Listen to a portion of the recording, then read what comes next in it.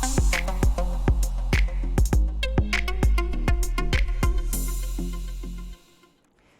Assalamualaikum warahmatullahi wabarakatuh. Selamat pagi, selamat siang, selamat malam teman-teman semua. Kembali lagi di mata kuliah akuntansi keuangan lanjutan 2 bersama saya Dewi Oktavia. Oke, untuk video kali ini kita akan membahas terkait hubungan kantor cabang dengan kantor pusat ya teman-teman ya.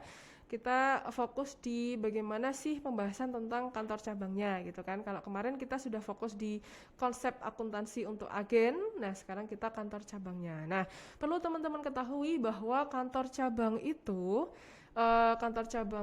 masih satu entitas ya dengan kantor pusat. Jadi bukan kayak anak perusahaannya itu bukan.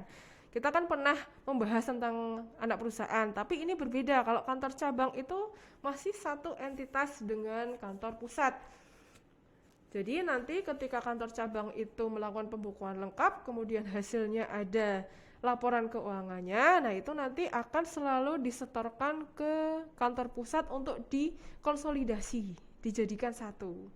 Nah, laporan keuangan kalau untuk keperluan internal itu nanti sendiri-sendiri ya teman-teman ya, kantor pusat sendiri untuk evaluasi internal ya, terus untuk laporan keuangan bagi kantor cabang itu sendiri. Tapi kalau hubungannya dengan pihak eksternal teman-teman semua, yang diserahkan ke pihak eksternal itu adalah laporan keuangan yang sudah dikonsolidasi dengan laporan keuangan dari kantor cabang. Nah, jadi gabungannya ya, kalau untuk pihak eksternal misalnya untuk mengajukan kredit atau untuk lapor pajak itu gabungannya gitu. Atau mungkin kebijakan dari kantor pusat sendiri ya, bisa melaporkan secara terpisah, itu juga mungkin bisa terjadi. Oke. Nah, terus untuk hubungan kantor pusat dan kantor cabang ini teman-teman nanti pasti kita akan membuat jurnal ya teman-teman ya, transaksi. Kalau misalnya ada transaksi apa yang berhubungan dengan kantor pusat. Nah, di sini perlu teman-teman ketahui bahwa ada dua akun yang akan selalu muncul. Yang pertama adalah investasi kantor cabang dan yang kedua adalah kantor pusat. Nah, ini dua ini nama akun ya teman-teman ya. Nah, akun kantor pusat itu nanti akan dicatat di sisi kantor cabang, di mana kantor pusat itu perlakuannya itu sebagai modal. Berarti kalau modal bertambah di sebelah apa? Di sebelah kredit ya teman-teman ya. Sedangkan untuk akun yang investasi kantor cabang itu perlakuannya sama seperti akun investasi, di mana akun investasi itu sama dengan kayak aset lancar ya teman-teman ya. Jadi saldo normalnya itu ketika bertambah di sisi debit. Nah, itu yang harus teman-teman ketahui karena itu pasti akan muncul ketika ada akun transaksi resiprokal atau timbal balik.